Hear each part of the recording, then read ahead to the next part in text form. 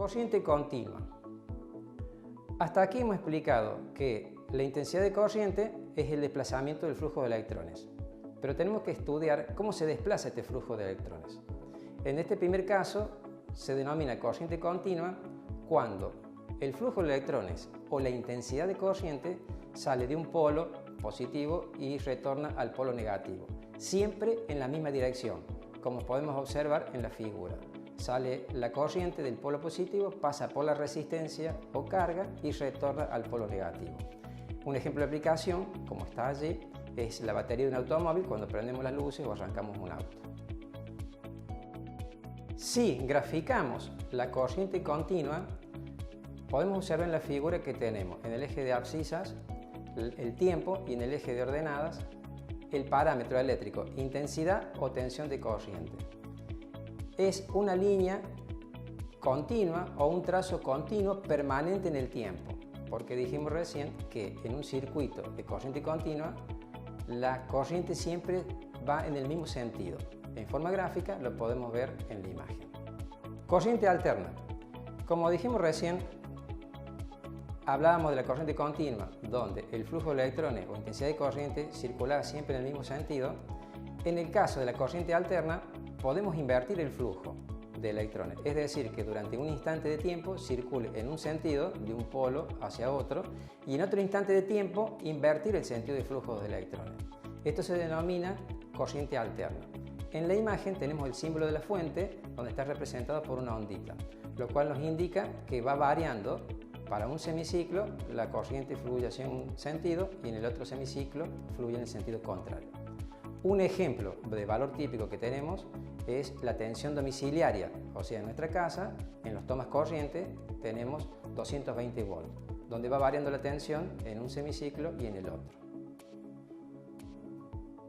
En la siguiente imagen tenemos cómo se grafica la corriente alterna y podemos observar que tenemos en el eje la tensión, en donde están los parámetros de referencia, tensión máxima y tensión de referencia, mientras que en el eje de ordenadas tenemos el tiempo como unidad donde se va desplazando la onda de tensión. Allí podemos observar claramente que tenemos el ciclo completo de 20 milisegundos que se denomina periodo T, en donde ese periodo está formado por un semiciclo positivo y un semiciclo negativo. Los valores que están indicados en el gráfico es, para el caso de los 220 volts de nuestra casa, ese sería el valor eficaz. Y el valor pico son los 311 voltios. Lo importante de esto, de destacar, es que esta corriente invierte su sentido 50 veces en un segundo. Y esto es lo que se denomina a cada ciclo Hertz, y en el caso de los 220 tenemos una frecuencia de 50 Hz. En un segundo la tensión varía su polaridad 50 veces por segundo. Sistema monofásico. Recién definíamos a la tensión alterna, cómo varía de un semiciclo a otro. En el caso de las instalaciones domiciliarias e industriales, tenemos el sistema monofásico, que está formado por dos conductores que constituyen la fase y el neutro. En la imagen podemos observar cómo funciona o trabaja un transformador, donde tenemos un núcleo que es metálico, donde están arrollados los alambres de cobre para conformar en la izquierda el primario, donde ingresa la tensión, se acopla magnéticamente con el campo a un bobinado secundario, donde tenemos de salida los 220 voltios. En el sistema trifásico ahora ya se combinan tres ondas sinusoidales, como vemos en la imagen, que están desplazadas en el tiempo 120 grados. Estas ondas siguen teniendo la misma frecuencia de 50 Hz, como explicábamos recién.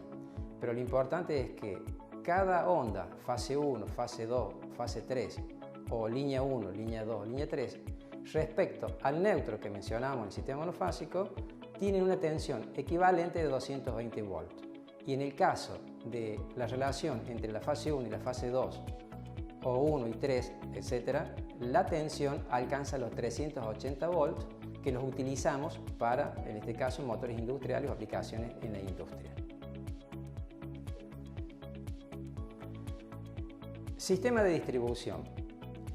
Recién mencionábamos al sistema trifásico, en donde teníamos las tres fases desplazadas a 120 grados, y una aplicación de ello es en la alimentación que tenemos en nuestra casa, que viene del transformador ubicado a una o varias cuadras. De allí podemos observar en la imagen que si nos paramos entre el transformador y la carga mirando hacia la izquierda, es nuestra fuente de alimentación. Y de allí vienen las tres fases entre 180 volts o 220 respecto al neutro. El neutro del transformador, indicado como línea azul, está referenciado a tierra. Cuando graficábamos recién las tres fases, el cero de los ejes es el neutro de tierra. Esa es la referencia de potencial que necesitamos para el funcionamiento de las instalaciones y las protecciones, como veremos más adelante. Ahora, si miramos hacia la carga, lo que tenemos conectado, hacia la derecha, allí vamos a ver cómo se toman las tres fases que alimentan a nuestra instalación o equipamiento, fase línea 1, 2, 3 y el neutro. Pero a su vez, en esta instalación, que puede ser por ejemplo nuestra casa, un taller, etc., tiene que llevar a su vez una puesta a tierra de referencia indicada allí como CPE o conductor de protección de tierra. Quiere decir que miramos hacia la fuente tiene su sistema de alimentación en tres fases más neutro, referenciado a su propia puesta a tierra o jabalina indicada en el dibujo. Y si miramos hacia la carga, nos alimentamos de las tres fases más el neutro y también colocamos una puesta a tierra que es totalmente independiente de la puesta a tierra del transformador.